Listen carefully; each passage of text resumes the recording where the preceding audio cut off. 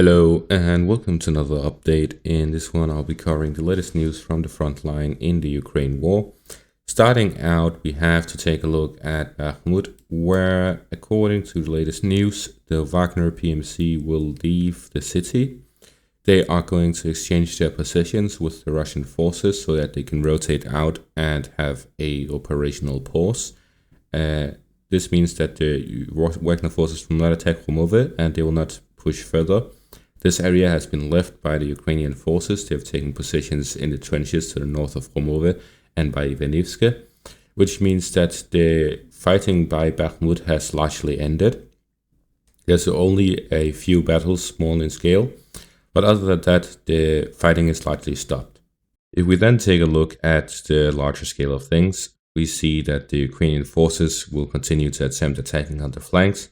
However, there has been no advances by the Ukrainian forces recently, which indicates that the Ukrainian forces are unable to push further, or after the loss of Bakhmut, they stop the operation as they see no value in continuing it. The flanking operation seems to have been to buy time for the Ukrainian forces rather than actually trying to encircle it. Ukrainian officials claim that they have semi-encircled the city, but as far as I can tell, it doesn't look like much of anything at all.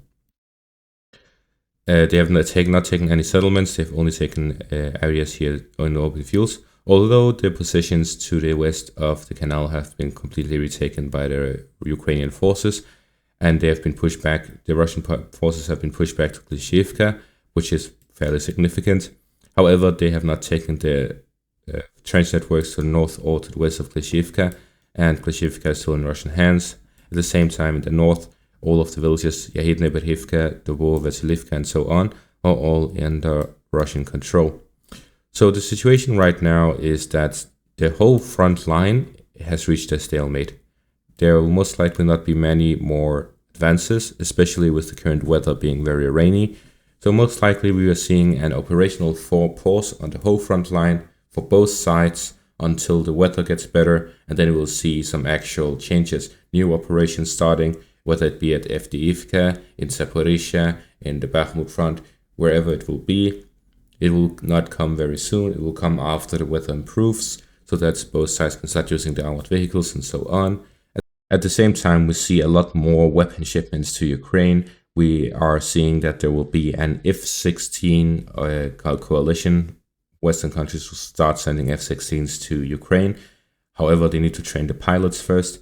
Otherwise, they would need NATO pilots to fly these planes to fight Russia within Ukraine. And that would question the direct involvement of NATO into this conflict, as Russia responded, because at the very least,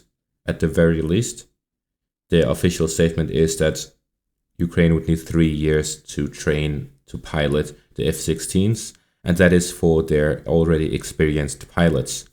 Ukraine cannot withstand sending their most experienced pilots to the back to NATO countries to train on the F-16s, so they will need to be used here in the front line, which would mean that they would have to send newer pilots or civilian pilots to go and train on the F-16 planes.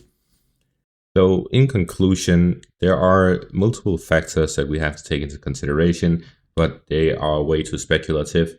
So in the end, we'll have to say that most likely the Ukrainians will have to launch their offensive this summer without the F-16 airplanes, and they will not have any air superiority. And at the same time, we may see the Russian forces preparing the whole front line for their own offensive as they have all of their units prepared. Or we may see that the Russian forces will hold a defensive position across the whole front line, as they have been doing, and then wait for the Wagner to reorganize, as well as possibly other units behind the scenes organizing for offensive operations. Because so far we have seen a lot of infantry, we've seen a lot of artillery, we've not seen a lot of tank warfare in the recent months. So most likely the Russian forces are building up new units to prepare for an offensive operation, similar to what the Ukrainians are doing, besides already preparing their defenses on the especially the Zaporizhia front, but also on the other parts of the front line. So it will be very difficult to see what will actually happen, but overall, we'll most likely see a stalemate for the next coming weeks at the very least. And that is all for this update. Thank you for watching and have a great day.